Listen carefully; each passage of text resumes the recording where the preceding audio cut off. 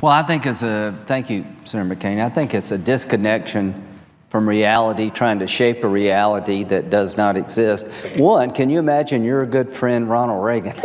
If he had been president, what the Iranians would have done. Could I remind my colleague that some of our colleagues may not recall that the day that Ronald Reagan was sworn in as President of the United States, the hostages that were being held in our embassy in Iran came home. Yeah, so this is really about lack of respect for the Obama administration, John Kerry, and everybody else in our government. The Iranians did this, I think, Senator McCain, for one reason: to show the region that they're not intimidated by the United States. Or they can intimidate the United States. Right, that they can test our resolve. They do it all the time. They fired 2 missile tests in violation of existing UN resolutions. The Obama administration hasn't done anything about it. They captured 2 boats. These were lightly armored naval vessels with 2 50 caliber machine guns.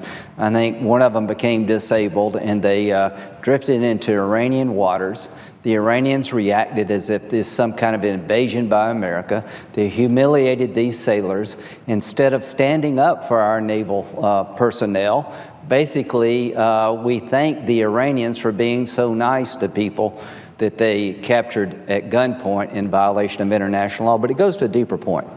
The Iranians are letting everybody in the region know they're not changing their behavior. That this nuclear deal, don't mistake us having a nuclear agreement with a behavior change. That the Ayatollah and his henchmen are still in charge. They're not part of the family of nations. Since the deal has been signed, they fired missiles in violation of UN resolutions. They're on the ground helping the butcher of Damascus. The Iranians are still the largest state sponsor of terrorism, and this is just the cherry on top of all that misbehavior. But one thing I do want to talk about, and I'll get your view of this because you're so knowledgeable, is that Syria. Syria is literally hell on earth. 250,000 people have been slaughtered in Syria by Bashar Assad and his regime. Those people who took to the streets during the Arab Spring in Damascus were from all different backgrounds and all different sects. They wanted to live in a country not run by Assad in such a brutal fashion. His response to their plea for better transparency, democracy, economic opportunity was literally to shoot them down.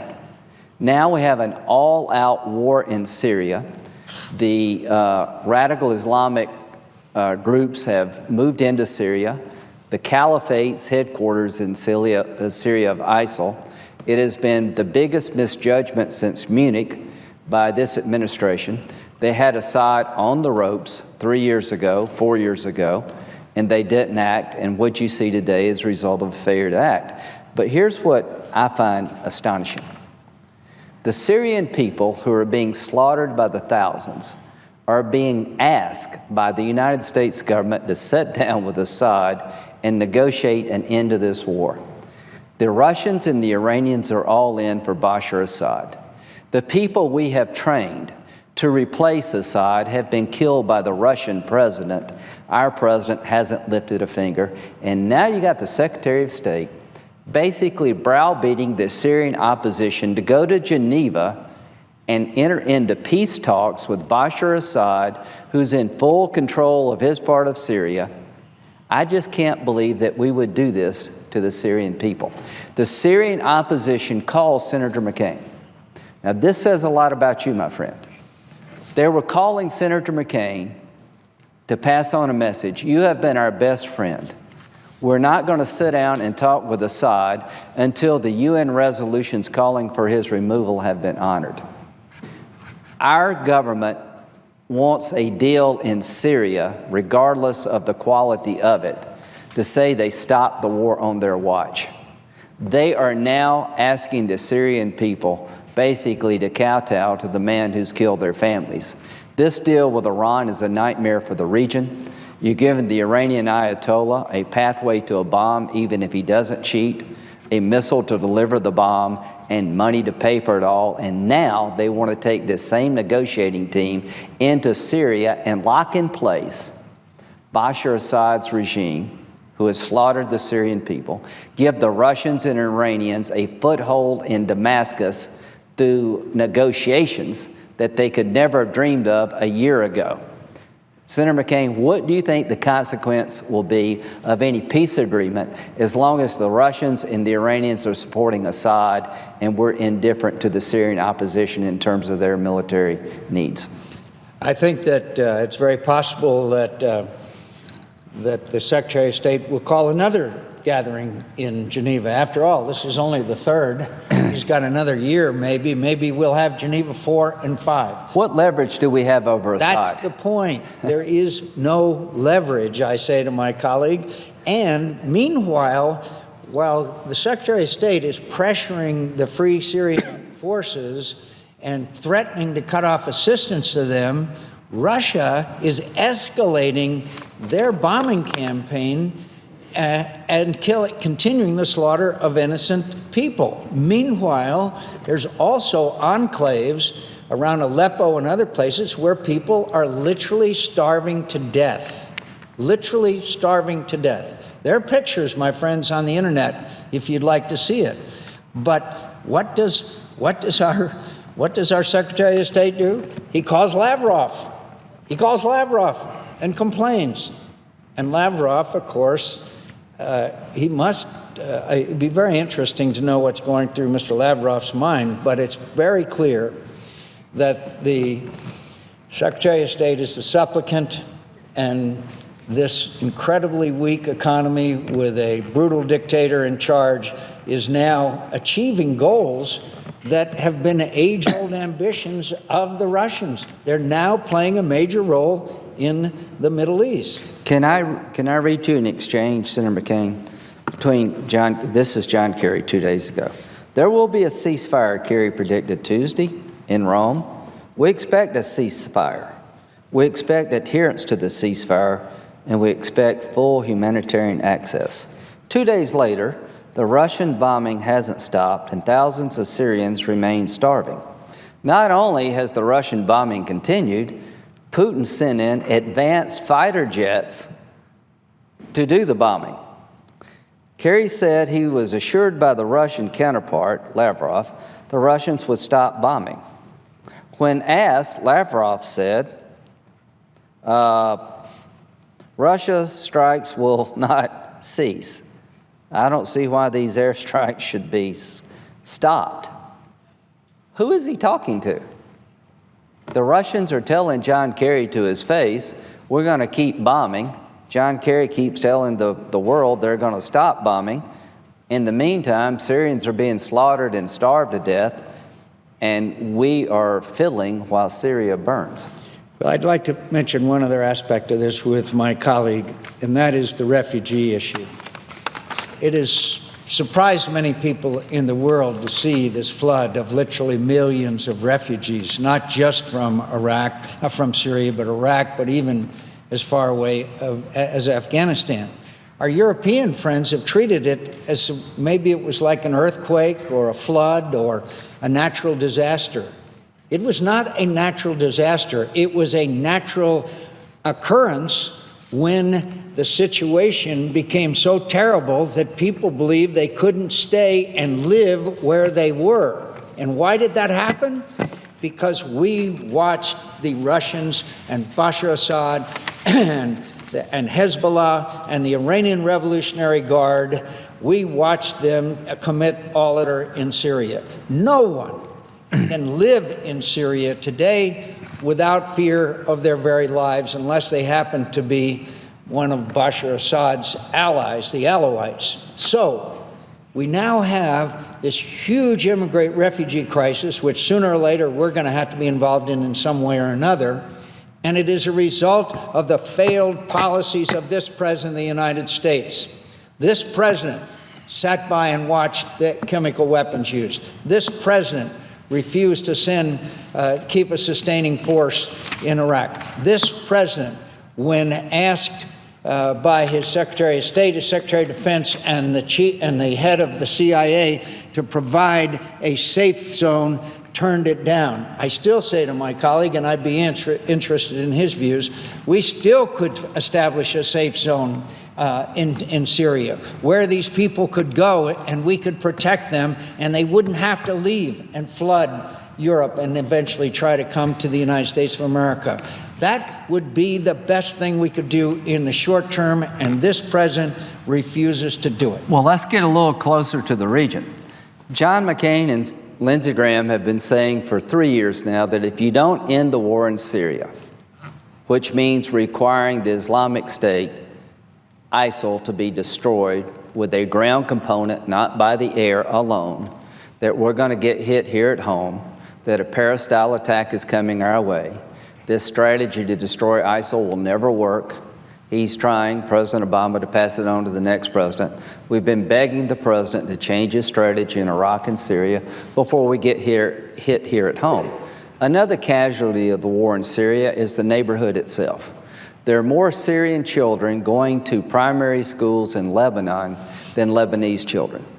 Our friends in Lebanon are being overrun by Syrian refugees because of the hell-on-earth nature of Syria. But one of our best allies in the entire world, the King of Jordan, let me tell you what he's experienced as a result of us as a nation allowing Syria to fall completely apart. The leader of a key U.S. ally, this was yesterday in the Middle East, warned Tuesday that this country is so packed with Syrian refugees, Jordan, many with ties to the Islamic State terror group, that his nation has reached a boiling point.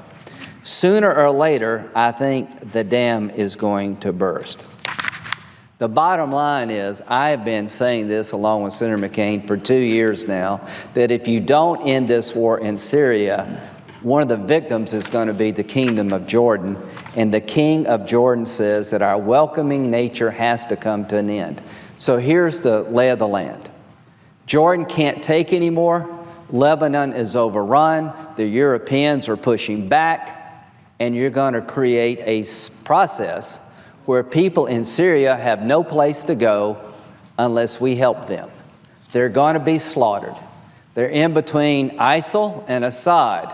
And what we're suggesting is to create a safe haven inside of Syria where they can go without being killed and raped and murdered, so they don't have to go to Lebanon, Jordan, Europe, or the United States. If John Kerry and Barack Obama do not change their approach to Syria, Syria is going to be the catalyst for a meltdown in the Mideast. Their approach is going to allow the Iranians to control Damascus. Any deal done in Geneva under these circumstances is going to have one certain outcome. The Russians and the Iranians are going to win, and the Syrian people are going to lose. If we don't destroy the caliphate with a ground component soon, not just from the air, we're going to get hit here at home, and the center of the caliphate's in Syria. If we don't bring this war to an end soon by getting rid of ISIL and Assad, which would require both to end the war, Lebanon and Jordan are going to fall. So, to the Obama administration, when you were senators, you really took it to President Bush. He made his fair share of mistakes, but at least he corrected. Senator Obama and Senator Kerry both opposed the surge in Iraq. On President Obama's watch, he was handed an Iraq that was becoming secure, that was on a glide path to stability, and chose to withdraw all of our troops against sound military advice to fulfill a political promise. 3 years ago, at the urging of Senator McCain and myself, we had Bashar Assad on the ropes. His entire national security team advised President Obama to arm the Free Syrian Army while they were intact, and that would have been the end of Assad, and Syria would be in the process of healing itself. But President Obama said no to his entire national security team. He drew a red line against Assad a couple of years ago, said if you use chemical weapons, I will act. Assad used chemical weapons. Nothing of consequence happened. Assad is still in power. He will be in power when Obama leaves. In the meantime, Russia has introduced itself in the Mideast. unlike any time since the early 1970s. Now the Iranians are on the ground fully behind Assad. The balance of power has shifted. Assad is in a good place. The Syrian people are in a lousy, terrible, horrible place. John Kerry and Barack Obama's foreign policies in free fall, and I'll make a prediction, and I hope I'm wrong, that if they don't change their policies towards Syria, the region is going to have an imbalance that we have never seen in our lifetime, and an attack against this homeland is coming, and is coming from Syria. It is being planned as I speak.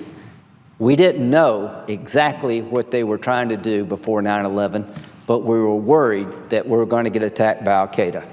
I can tell you exactly where the attack is coming from. It is coming from Raqqa, Syria. It is being planned while I speak.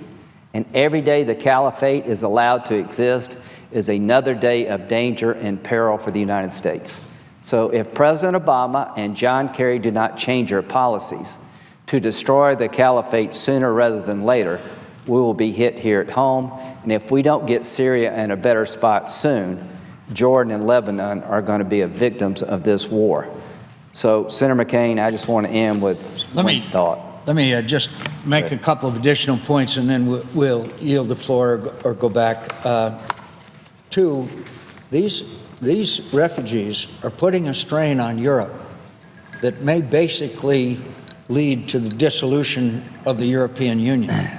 You can't have so many thousands, tens of thousands or more people flood into a country to which they are totally unfamiliar without there being some problems there. So the very fabric of the EU may be tested here.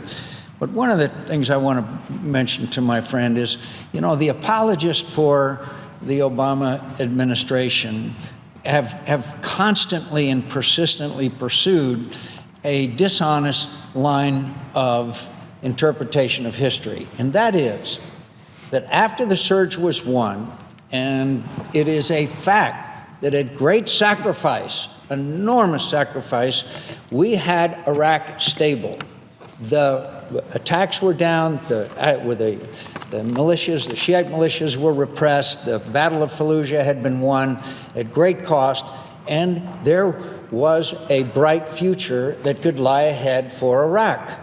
But it required a continuing American presence. That was an absolute necessity. The same reason why we didn't leave Korea after the Korean War, the same reason why we haven't left Bosnia, the same reason why we didn't leave Germany or Japan. But the apologists in the liberal media, and we all know who they are, saying, oh, they couldn't stay because they didn't have a status of forces agreement through the Iraqi parliament. It couldn't be done. That was absolutely made it impossible for us to stay. If I may, could I just interject? We couldn't have troops on the ground because the Iraqis said no. Do we have troops on the ground today, Senator McCain? That's the point. Now we have 3,500 at least troops on the ground in Iraq. Where is the problem now? Where's the parliament? We don't have a status of forces agreement.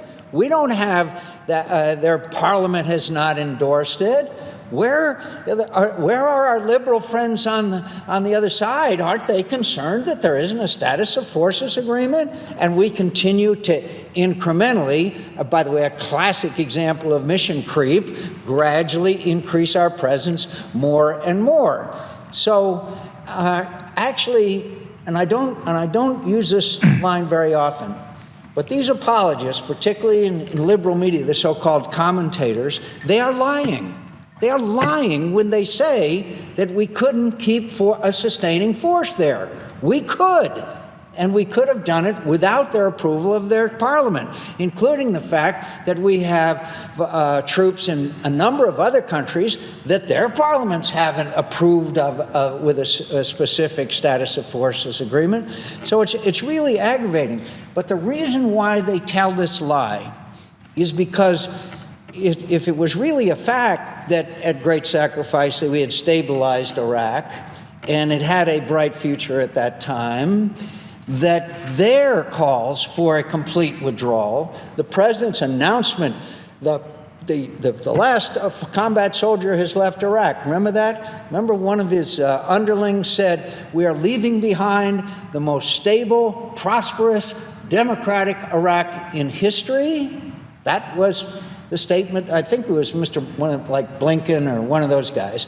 So it was great. We had gotten everybody out of Iraq just as the president had promised when he ran for president of the United States. But leading from behind doesn't work. And just because you leave a conflict, that does not mean that conflict is over. And again, this morning, they're trying to make that same mistake in Afghanistan, although I pray that they have learned that they can't go to what the president originally announced, that they would go to an embassy-specific force of about 1,000. Question is how many and what their missions will be. So I think it's important to emphasize that this did not have to happen. If we had kept that stabilizing force behind, you would have never had Baghdadi break off from al-Qaeda and move to Syria and seeing the things we're seeing today. And I'm afraid my friend from South Carolina is right. In fact, I know he's right. There will be further attacks on the United States of America and Europe because it is inevitable. When Mr. Baghdadi controls a large piece of geography from which he can train, equip, motivate, and send out to commit acts of terror, there will happen, and the responsibility will lay at the doorstep of Barack Obama and his minions. If I could, just to wrap this up, I wish we were wrong. When the president decided to withdraw all troops from Iraq against sound military advice, we cautioned, literally begged the president and the vice president, went to Baghdad itself to try to help with this problem. I remember saying that I think all hell will break loose because this is so irresponsible. Iraq is in a good spot, but if we leave now, it will all fall apart. I hope I'm wrong. Well, we weren't wrong. When the Syrian people took to the streets to demand more freedom, and our response was to ignore their plea. When the people in Iran went to the streets and the Ayatollah shot them down, and our president said, "I don't want to disrupt the negotiations with the regime." When Assad had his back to the wall and President Obama declined to take good advice to arm the Free Syrian Army, the people of Syria, to get rid of their dictator, all the things that Senator McCain and I have predicted have come true. The point of being here today is the worst is yet to come. And God, I hope I'm wrong. Because here's what I think is going to happen. I think there's going to be an attack on our country that's being planned as I speak, coming from Syria. And if we went in on the ground with the region, not 100,000 U.S. troops, mostly people from the region with some of us, we could destroy the caliphate and we could disrupt their plans against our homeland, but we're not doing that. And if we don't change our strategy regarding Syria, we're going to lose one of the best allies America's ever had, and that's the Kingdom of Jordan, because it's being overrun by refugees. The whole seam of the Mideast is splitting wide open. And I will say this, everybody makes mistakes. Bush, Lindsey Graham, John McCain. The key is to adjust. The problem I have with this administration is that they seem unable and unwilling to adjust. And if they don't change their strategy, we're all going to regret it. And as bad as it is today, the worst is yet to come. Could I just add one other point to my